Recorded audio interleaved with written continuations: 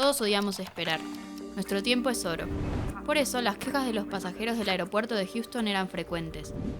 Los tiempos de espera en las cintas de equipaje parecían eternos. Frente a esta situación, los ejecutivos del aeropuerto decidieron contratar más personal y exitosamente la espera disminuyó. Pero las quejas seguían. Los ejecutivos repararon en un detalle. Las personas pasaban más tiempo paradas esperando su equipaje que caminando hacia las cintas. Por eso buscaron otra solución. Decidieron alejar la zona del equipaje de la zona de los aviones, para obligar a los pasajeros a caminar 6 veces más. Al día siguiente, las quejas bajaron. A 0.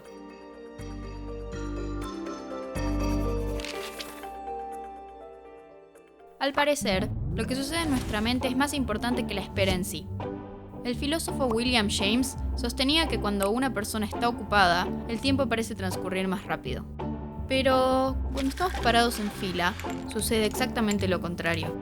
Las filas se encuentran en todos lados: aeropuertos, supermercados, bancos, rutas o en un parque de diversiones. Según tu país, pueden llamarse filas, colas o líneas. Pero hay algo en lo que todos coincidimos. Esperar en fila es insoportable, aunque a las personas mayores parece gustarle, y mucho. Se calcula que perdemos cerca de 4 años de nuestra vida por esta práctica. Pero no todas las filas son iguales. Hay diferentes tipos, y cada una tiene sus características propias. Por ejemplo, las filas paralelas, que suelen estar en los supermercados. Las personas forman múltiples líneas para acceder a diferentes cajas que ofrecen lo mismo. El problema está en que no son justas. Cada fila avanza a un ritmo diferente y casi siempre genera la impresión de que las otras avanzan más rápido. Otro tipo son las filas únicas, que suelen ser largas y con forma serpentina. Se consideran el tipo de fila más justa porque todos avanzan a la misma velocidad. Además, reduce el estrés de las personas ya que no tienen que elegir, simplemente deben avanzar y esperar a que se libere una caja.